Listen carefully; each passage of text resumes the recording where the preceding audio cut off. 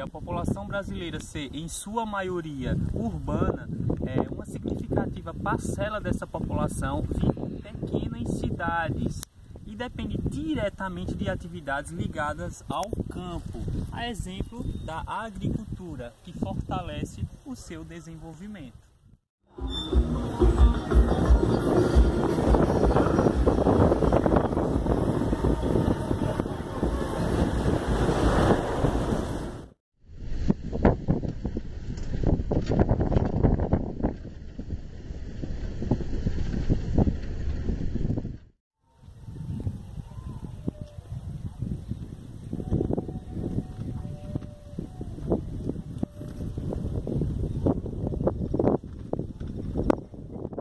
Até a década de 1960, antes da efetiva industrialização brasileira, as atividades do campo eram realizadas de forma rudimentares.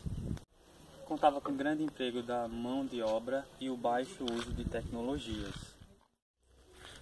A tração animal era largamente utilizada na época.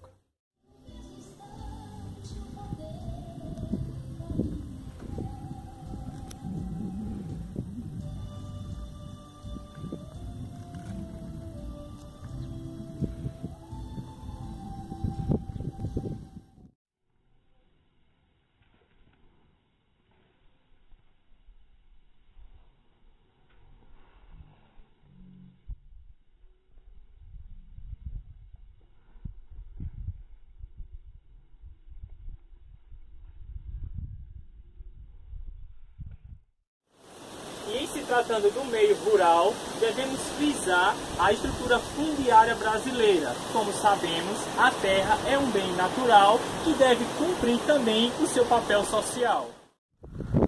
A função social da terra é assegurada no artigo 186 da Constituição. Essa função ela só é cumprida a partir de alguns requisitos básicos. Primeiro, aproveitamento racional e adequado.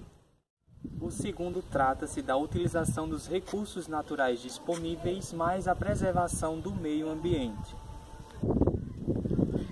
A terceira trata-se das relações de trabalho regulamentadas. E o quarto e último requisito trata-se do favorecimento de bem-estar dos proprietários e dos trabalhadores. Dessa forma, a terra não pode ser tratada apenas como um bem, uma propriedade privada. Ela deve ser vista como um importante meio de produção e garantir a sobrevivência daqueles que nela sobrevivem, cumprindo assim a sua função social. Entretanto, em nosso país, desde o processo de colonização ocorrido pelos portugueses, houve um incentivo à concentração de terras nas mãos de poucos proprietários, as chamadas capitanias hereditárias. A partir da década de 1960, a modernização brasileira levou a uma drástica redução das áreas destinadas à agricultura familiar. Houve ainda um significativo aumento nas áreas destinadas ao latifúndio.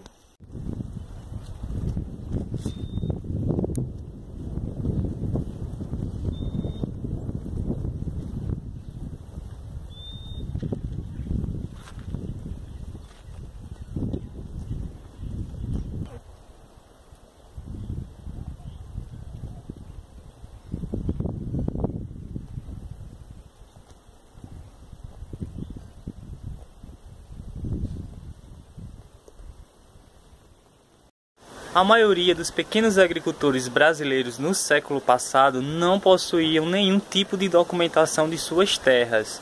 Essas eram herdadas de seus antepassados.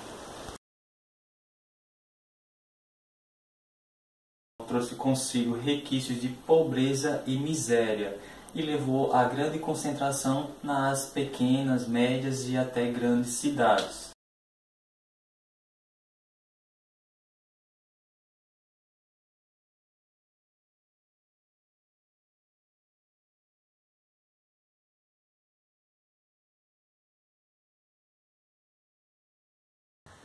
Um dos principais objetivos desses movimentos de luta pela terra consiste na reforma agrária.